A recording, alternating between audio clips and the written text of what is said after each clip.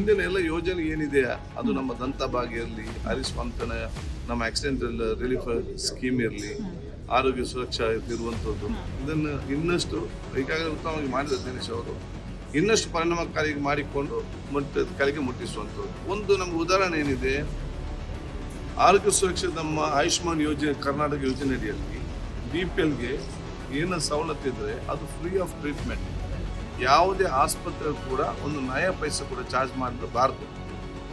ನಮಗೆ ಕೆಲವೊಂದು ವಿಚಾರಣೆ ಇದೆ, ಏನಾದರೂ ಹಾರ್ಟ್ ಆಪರೇಷನ್ಗೆ ಇನ್ನೊಂದು ಹೋದರು ಆಯುಷ್ಮಾನ್ ಯೋಜನೆಯಲ್ಲಿ ಸರ್ಕಾರದ ದುಡ್ಡು ಕೂಡ ಜೊತೆಯಲ್ಲಿ ಖಾಸಗಿ ಆಸ್ಪತ್ರೆಯವರು ಆ ಪೇಷಂಟ್ ಅನ್ನು ಕೂಡ ಅದಕ್ಕೆ ಆಗಿದೆ ಇದಕ್ಕೆ ಆಗಿದೆ ಅಂತೇಳಿ ಮತ್ತು ಕೂಡ 15, 20, 35, 40 ಸಾವಿರ ಇವತ್ತು ಬಿಲ್ ಮಾಡೋದು ಕೂಡ ಕೆಲವು ಗಮನಕ್ಕೆ ಬಂದಿದೆ.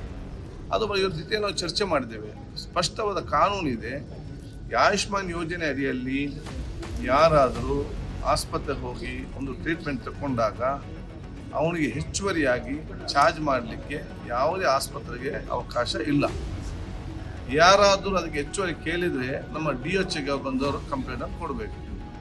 ಮತ್ತು ಅಲ್ಲಿ ಏನಾದರೂ ವೈಫಲ್ಯತೆ ಕಂಡು ಬಂದರೆ ಅಲ್ಲಿ ಆರೋಗ್ಯ ಮಿತ್ರ ಯಾರಿದ್ದಾರ ಅವರು ಅದಕ್ಕೆ ನೇರವಾಗಿ ಜವಾಬ್ದಾರಿ ಇವತ್ತು ಆಗ್ತಾರೆ. ಸೊ ಬಡವರ ಅಲ್ಲಿಗೆ ಜನಸಾಮಾನ್ಯರು ಬರುವಾಗ ಅವರು ಸರ್ಕಾರದ ಯೋಜನೆಗೆ ಪ್ರೈವೇಟಿಂದ ಅವರ ಸ್ವಂತ ಕಿಸೆಯಿಂದ ತಗೊಳ್ಬಾರ್ದು ಸ್ಪಷ್ಟ ನಿಯಮ ಇದೆ.